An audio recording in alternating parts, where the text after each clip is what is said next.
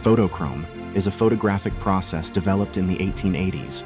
It allowed for the creation of colorized images from a single black and white photographic negative.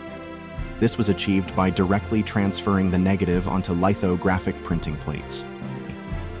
Since the photographic process itself didn't capture color information, photographers had to meticulously note the colors within the scene and manually paint the negative before transferring the image onto printing plates using colored gels. Hans Jakob Schmid, an employee of the Swiss company Aurel Gessner Fuseli, is credited with inventing the process. Aurel Gessner Fuseli was a printing firm with a long history dating back to the 16th century.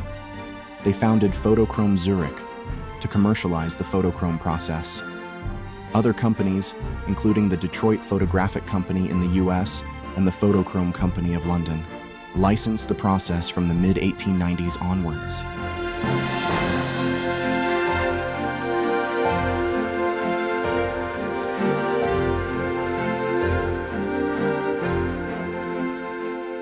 Imagine a world where the only photographs you've ever seen are in black and white. In the United States, Detroit Publishing acquired the rights to produce photochrome images. The black and white images of the time, while giving a window into the incredible beauty of the natural wonders of the United States and the rest of the world, could not compare to the addition of color. Even the photos that had been taken earlier, from 1870s to the late 1890s, could now have color added. These source images, captured by a cadre of esteemed late 19th and early 20th century American photographers. Names like William Henry Jackson, Lycurgus Solon Glover, and Henry Greenwood Peabody stand out.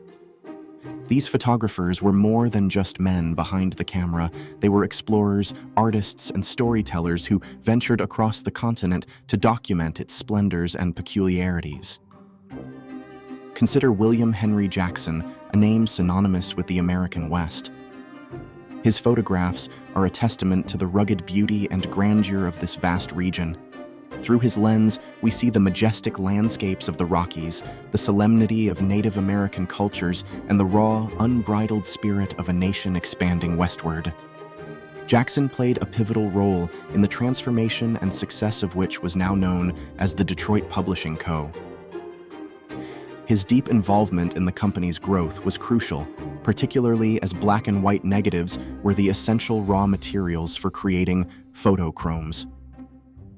With a collection of over 10,000 negatives amassed since the 1870s, Jackson's extensive work provided a treasure trove of imagery that could be transformed into stunning, colorized representations. One notable example of Jackson's impact dates back to 1872. His black and white photographs of Yellowstone were not just visually striking. They were influential in sharing the beauty of this natural wonder with the wider world. These images played a significant role in establishing Yellowstone as America's first national park. Now, thanks to the photochrome process, these same scenes were given new life in vivid color.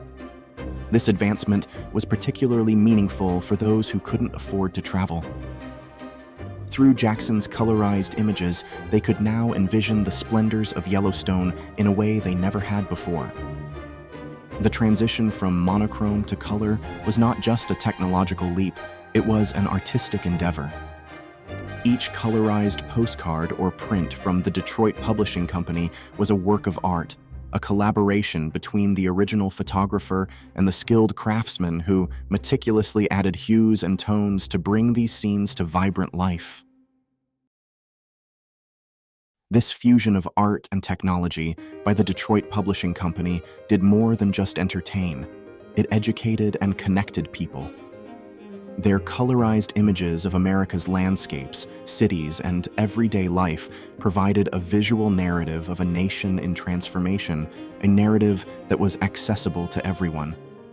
It allowed people from all walks of life to experience the diversity and beauty of the American continent, to travel from their armchairs, and to dream of places they might never physically visit. The Detroit Photographic Company was reported to have produced as many as 7 million photochrome prints and postcards in some years. The company operated from the late 1800s until the 1920s. Unfortunately, the Great Depression and the advent of cheaper and more efficient color photography methods led to their decline. As an aside, the cameras used by some of these early photographers were what is known as large format cameras that used glass plates to record the image. They were big and cumbersome and usually required a very sturdy tripod to keep the camera steady. These original cameras used plates ranging from 4 by 5 inches up to 8 by 10 formats. The camera shown at the very start of this video is a classic example.